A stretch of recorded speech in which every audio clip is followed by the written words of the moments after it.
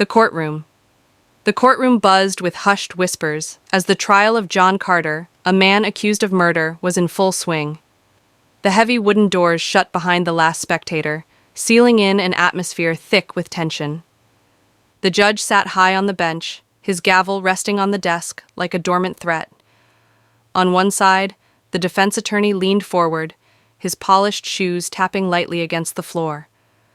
Opposite him, the prosecutor adjusted his papers, clearing his throat as he prepared to present damning evidence. In the middle of the room, seated in the gallery, was a boy no older than 12. His small hands gripped the armrests of the wooden bench, knuckles white with pressure. His name was Ethan Walker, the son of the man who had been brutally murdered. Dressed in a neat black suit that seemed too big for his small frame, he sat motionless, his face a mask of cold detachment. But his eyes, his deep, stormy eyes, told a different story. Beneath the surface, a storm raged, a mix of sorrow, anger, and something far more dangerous. "Your Honor," the prosecutor spoke firmly, his voice echoing through the chamber, "the evidence against Mr. Carter is overwhelming.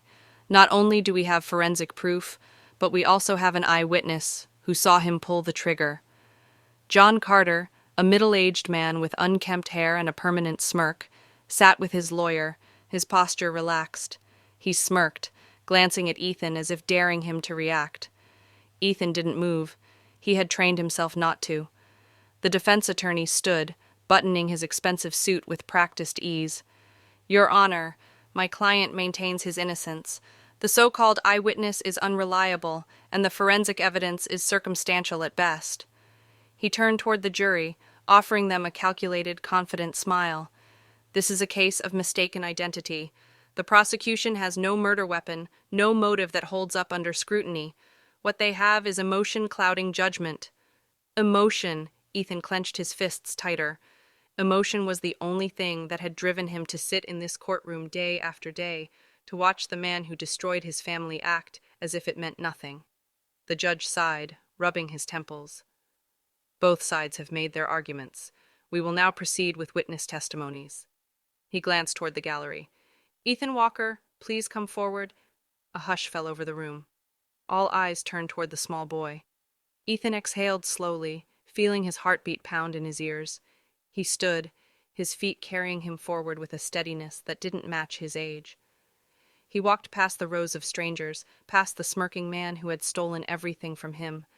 As he reached the witness stand, he placed a hand on the Bible, swearing to tell the truth. But as he looked into the eyes of the man who had killed his father, he knew the truth was not enough. Justice, real justice, was something else entirely. It was a cold autumn evening when Ethan's world was torn apart. The golden leaves drifted lazily from the trees, carried by a gentle breeze. But inside the small convenience store, chaos erupted in an instant. Ethan's father, Daniel Walker, stood behind the counter, ringing up a customer's items with his usual warm smile. He had owned the store for over a decade, a hard-working man who provided for his family with honesty and kindness. But none of that mattered when John Carter walked in. Carter was a man with nothing to lose, a criminal with a long history of violence. He had stormed into the store with a gun in his hand and desperation in his eyes. "Open the register," he barked, pointing the weapon directly at Daniel. Ethan, who had been sitting on a stool behind the counter doing his homework, froze. His small fingers clenched around his pencil as he looked up at the scene unfolding before him.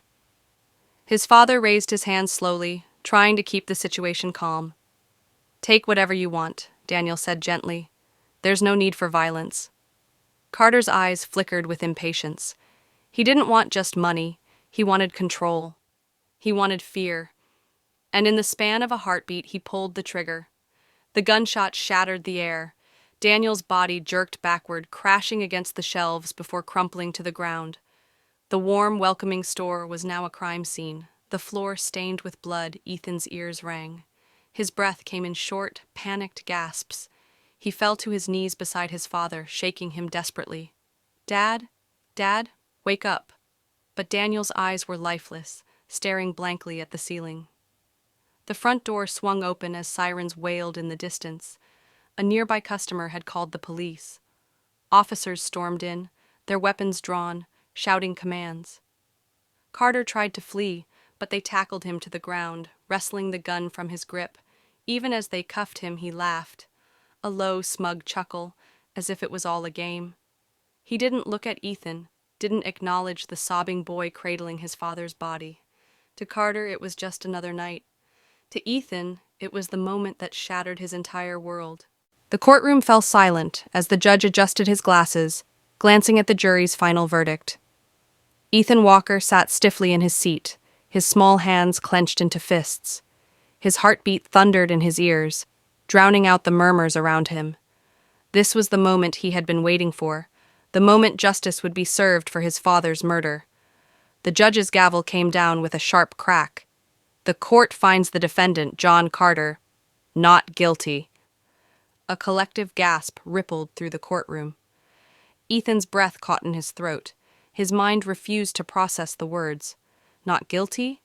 His father was dead, murdered in cold blood, and the man responsible was about to walk free? John Carter smirked, brushing imaginary dust off his suit. He turned slightly, his eyes locking onto Ethan's for just a second. A taunting, victorious glance. It was a look that said, "You lost, kid." Ethan's fingers trembled as they reached into the inner pocket of his jacket. His grip closed around the cold metal of a small pistol, a gun he had stolen from his late father's drawer, hidden away for this very moment. Time slowed. His mother's whispered sobs faded into the background. The lawyers were shaking hands, the judge gathering his papers, and the security guards were looking elsewhere. No one was paying attention to the broken boy in the back row. Ethan stood.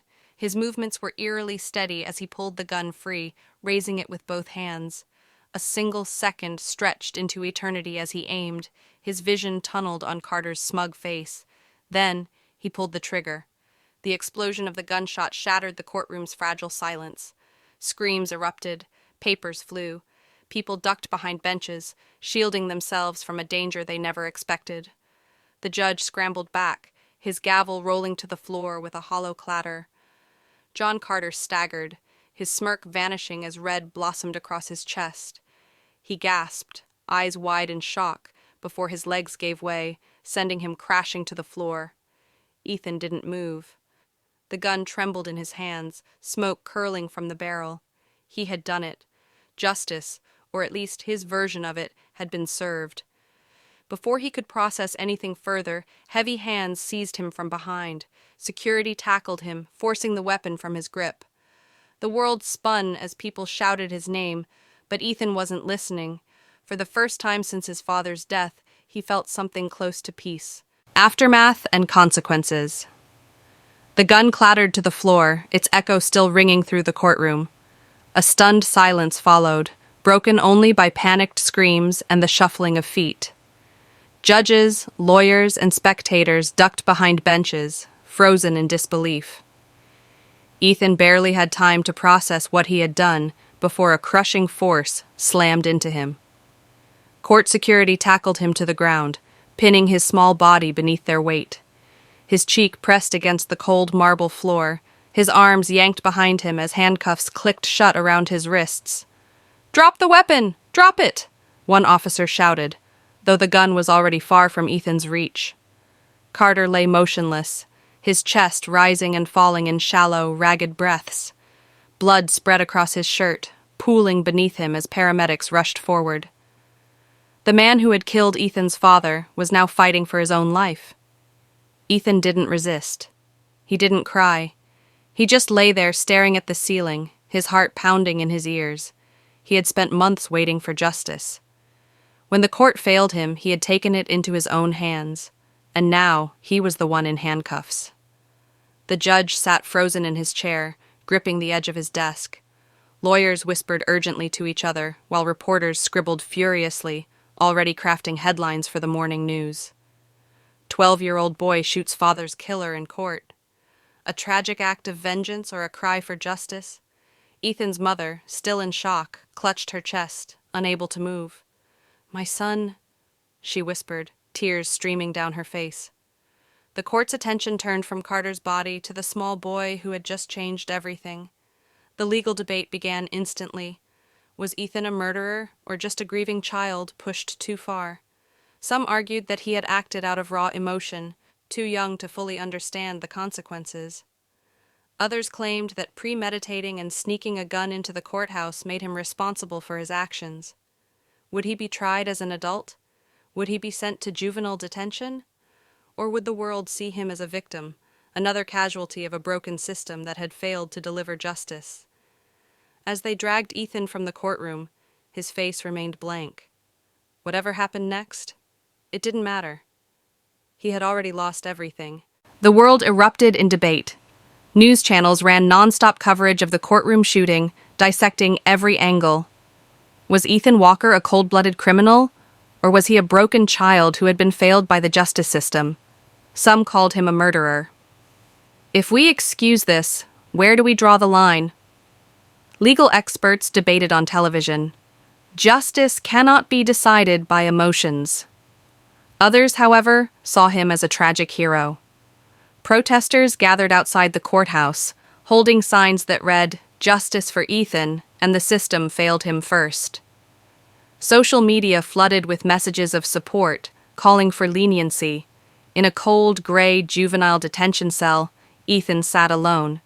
He didn't follow the news, didn't care about the arguments being made in his name. His hands still ached from the tightness of the handcuffs, but more than that, his heart ached with the weight of everything he had lost. He had avenged his father, yet it didn't bring him peace. The emptiness remained. The trial approached, and with it, a difficult question. Should Ethan be tried as an adult? The prosecution argued that he had planned the shooting, making it a premeditated crime. The defense painted him as a victim of grief, a child acting out of unbearable pain. Public pressure mounted for mercy, but the law demanded accountability. On the final day of the trial, the judge took a deep breath before delivering the sentence. "Ethan Walker is guilty of attempted murder," he declared. The courtroom held its breath.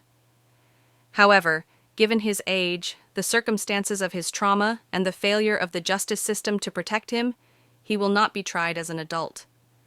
A collective sigh of relief swept through the gallery.